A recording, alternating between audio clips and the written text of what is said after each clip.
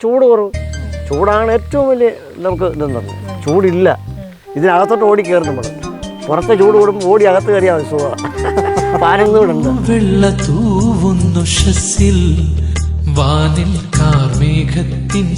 എനിക്ക് ഇവരെ ഇത് കാണുമ്പം ഒരു ചെറു പുഞ്ചിരി എന്ന് പറഞ്ഞൊരു സിനിമയുണ്ട്.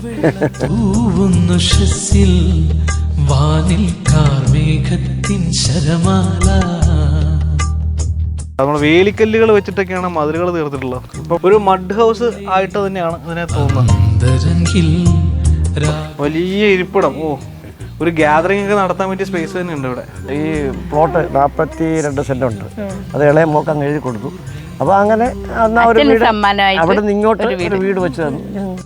ചിത്തത്തിൻ ചിന്താശതങ്ങൾ തേടുന്നു സത്യത്തിനായി സങ്കൽപ്പം